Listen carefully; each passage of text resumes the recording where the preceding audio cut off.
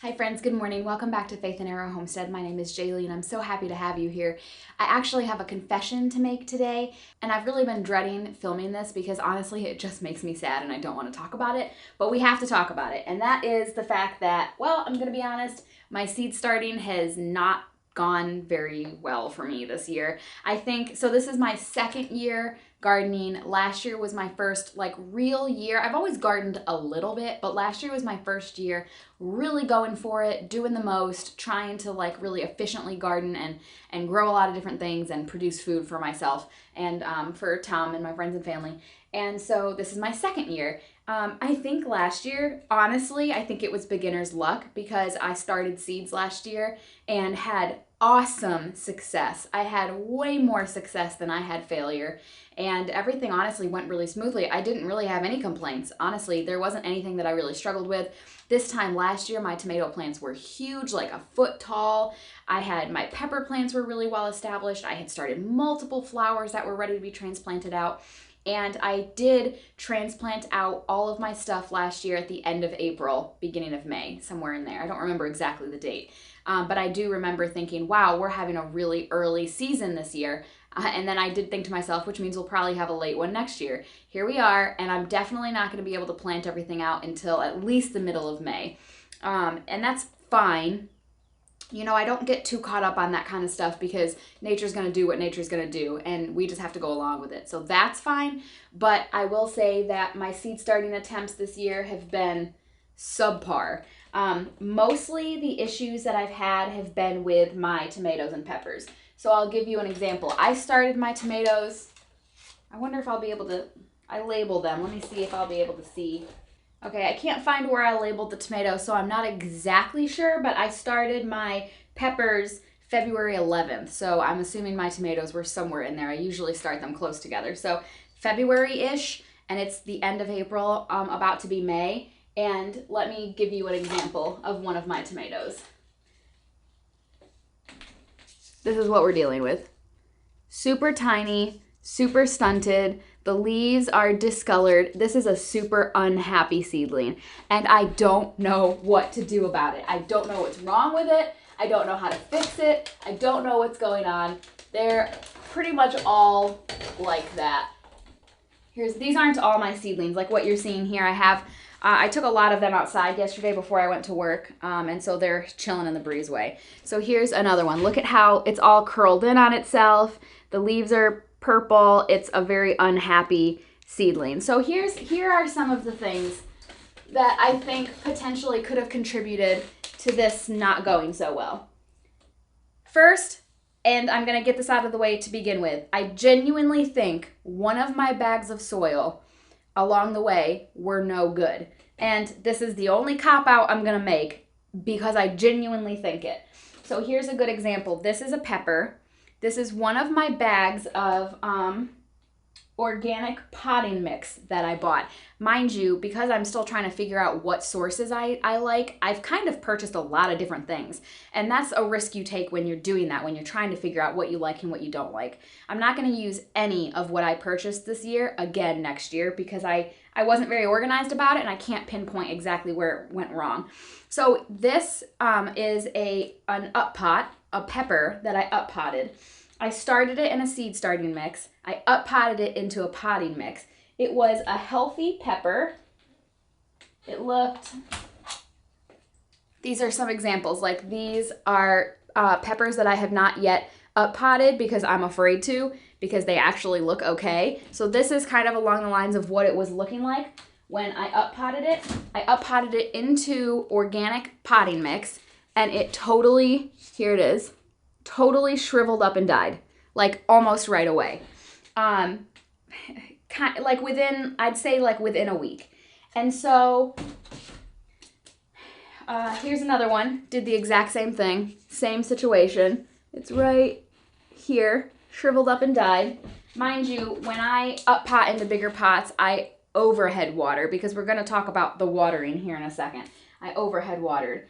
I had not yet fertilized because when you're putting them into a new soil, you don't need to fertilize because it's still going to be able to get the nutrients out of the soil that you put it in. It's not been depleted yet. So I hadn't fertilized them yet. And they died like pretty fast. So in my limited experience and knowledge, that makes me think there was something wrong with that bag of soil. I don't know it for a fact, but that's what it makes me think. The other issue, and I don't know the science behind it, but I just can go off of what I've seen. I pretty much exclusively bottom watered the whole time when they were in these trays until I up potted them into bigger pots. And even then, I still bottom watered some.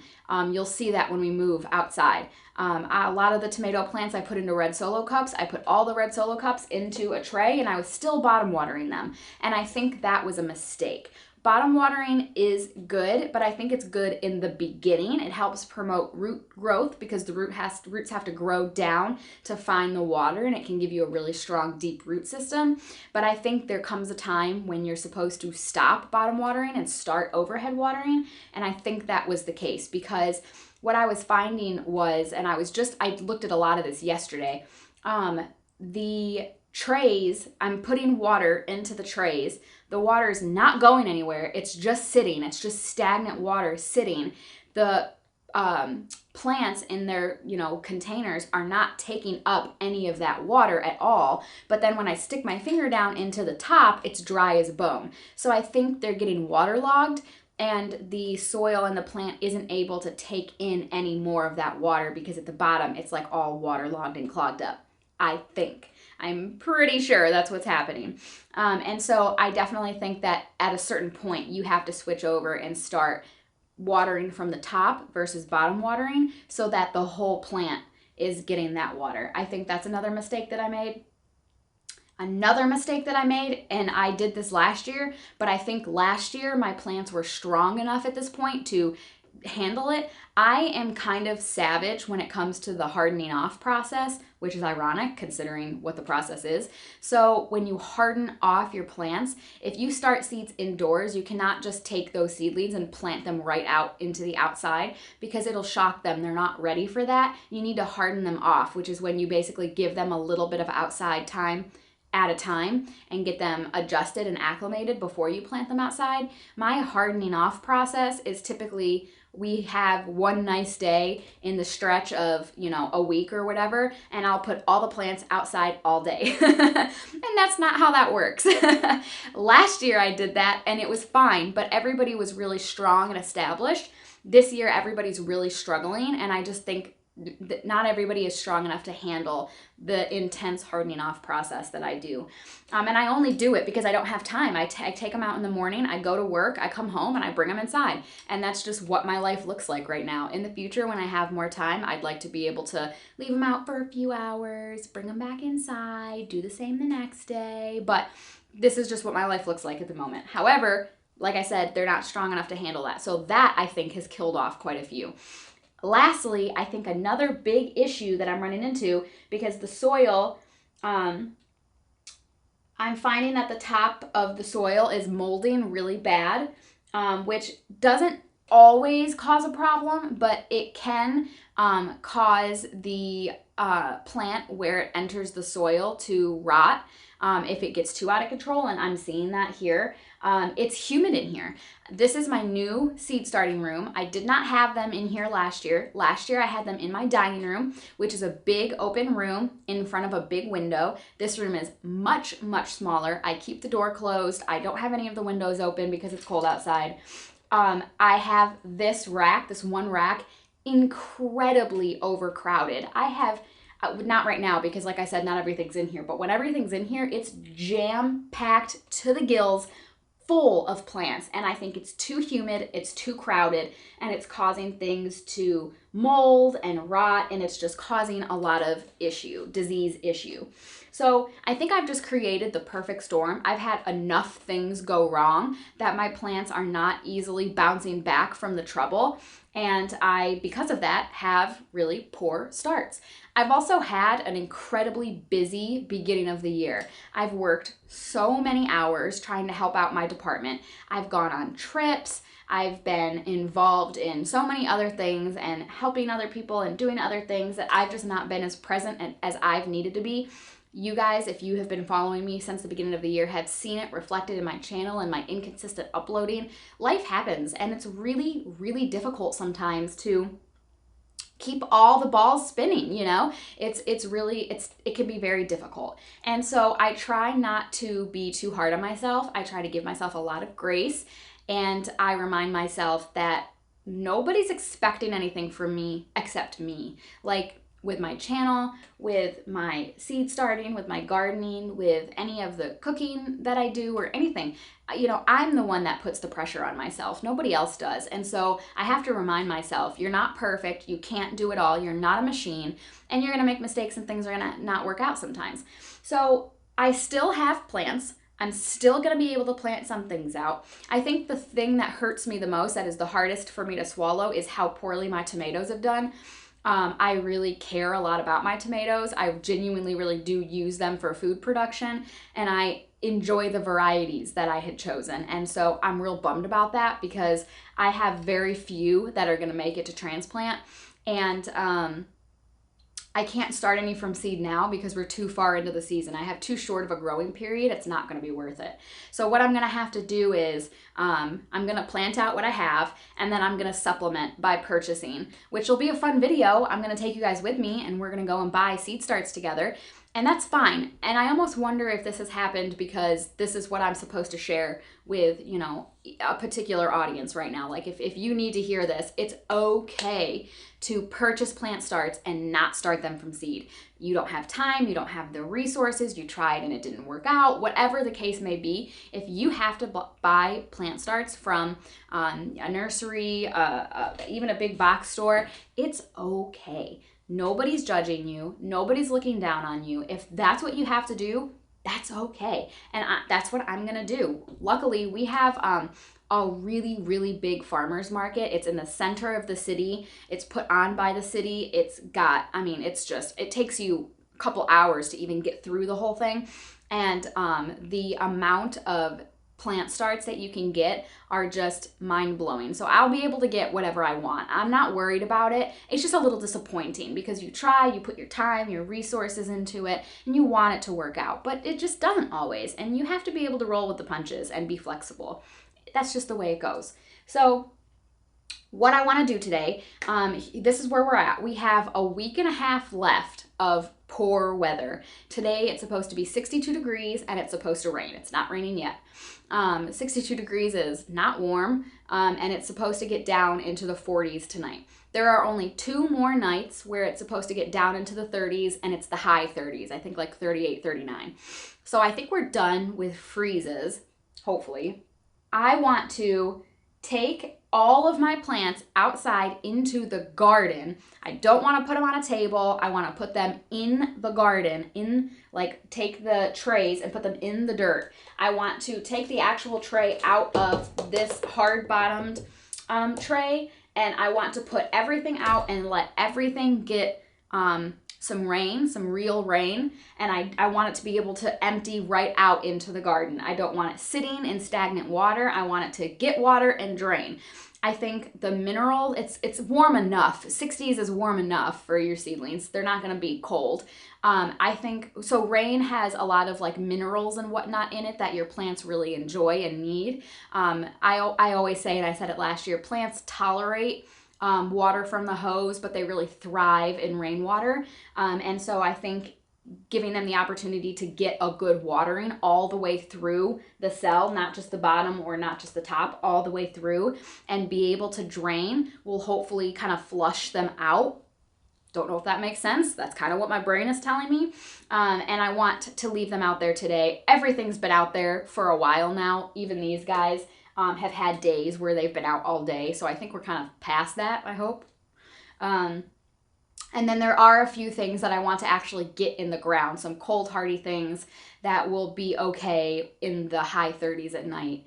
And I want to kind of get some things moving. So let's go ahead and take everything out into the garden like I just said, and we'll talk a little bit more when I get out there.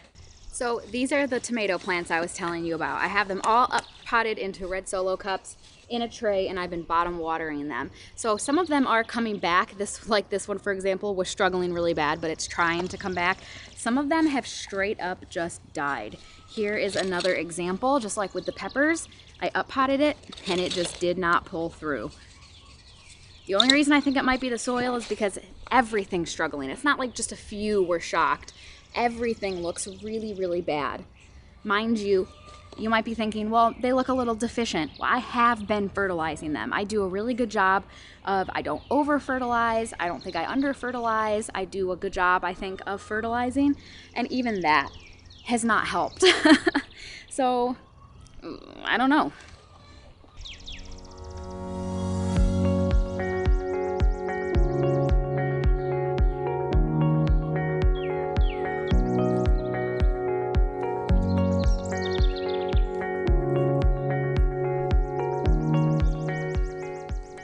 So here are a couple good examples. On the end here are my Apricota Cosmos. Totally dead. Totally dead. And I think it got too humid for them, because look over here. Let's see if I can show you. Right here. So these are my Candy Floss Red Cosmos. 2 of them came back, but they also had died. Look at that. That is like some kind of mold, and it's right on the base here of this. I think it was too humid, and they were just like straight up like molding and dying. So that's interesting.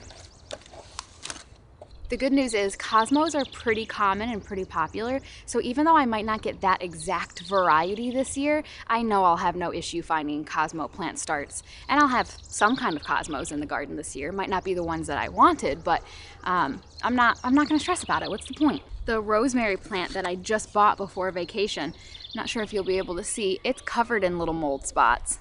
And it's only been in there for a week. It definitely got too humid in there, for sure.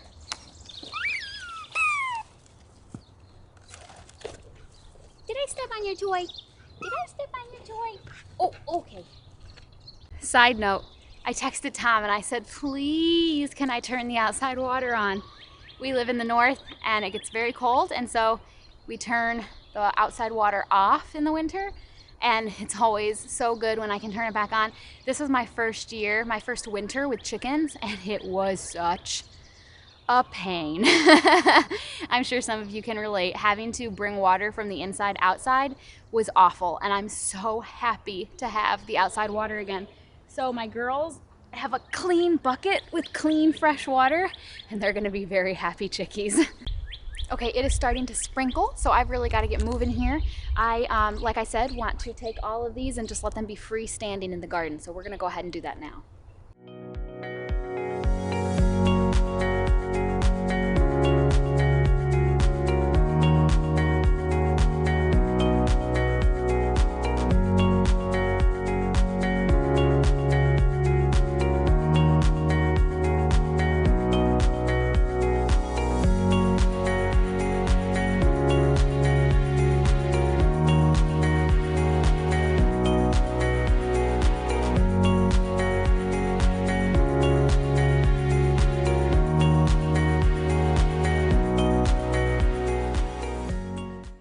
Last thing that I want to do is get some things planted out physically in the garden, and that would be my spinach. I got this from my local nursery. It literally just says spinach. It doesn't even have a variety. And I'm probably gonna go back honestly and buy a couple more packs. I definitely want to have a lot of spinach. Now is the time to be growing it. And I only had 2 of my seeds germinate, and they're itty bitty. I'm not going to get anything from them anytime soon, so I want to go ahead and get this planted out in the garden. It is sprinkling, which is perfect because that's really the ideal time to plant out, is when you know you're going to get a rain, because it really helps establish those plants. So I just this is my Hori Hori tool, and I just want to kind of loosen the soil in here to make it easier for the roots to establish.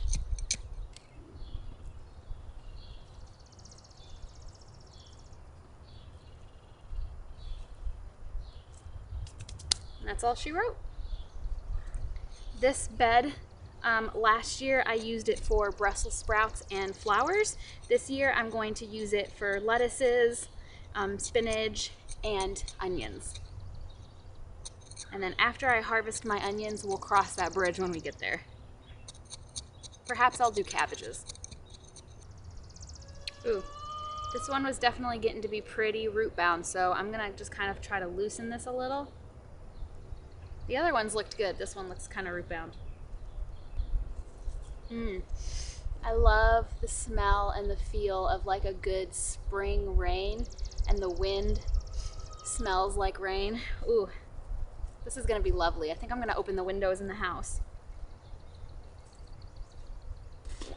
I'm gonna go ahead and plant out some onions too. I'll get as many planted out as I can before it starts to rain. My neighbor's generator just came on, so I won't do too much talking, but I'm gonna get out as many onions as I can before it starts to rain. It's definitely coming. These are, this side is New York Early, and this side is Haas Candy. And I just have a Sharpie marker that I'm gonna use to put a hole.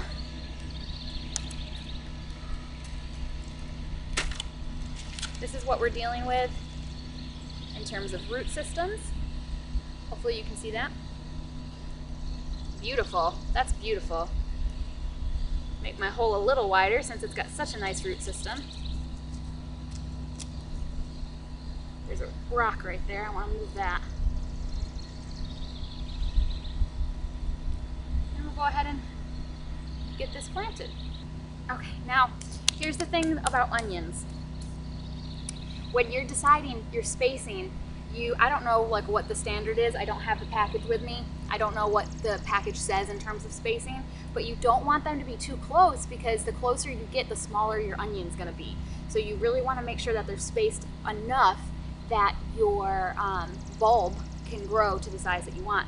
Also, you wanna make sure that you're not planting them too shallow, because if that's the case, you're gonna end up having to mound dirt over top of them as they get bigger and bigger to encourage them to continue growing.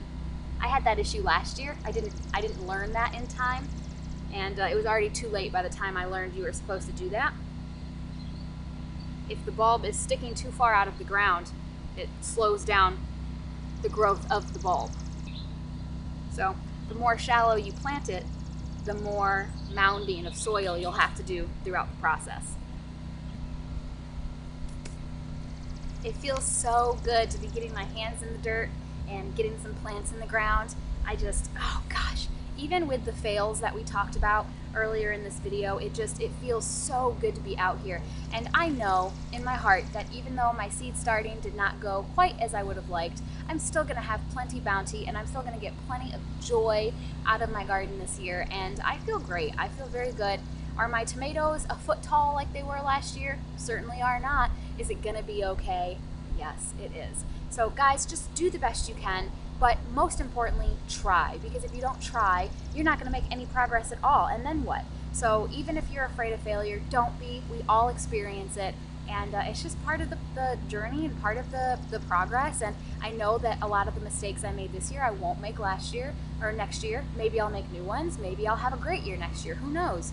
But it's all part of the process, you guys. So thanks for hanging out with me today while I kind of dealt with my seed starts and got some things in the ground. And thanks for having grace with me as I kind of learn and share the journey with you. I can't wait to see you in my next video, you guys. Have faith and keep moving forward. Bye.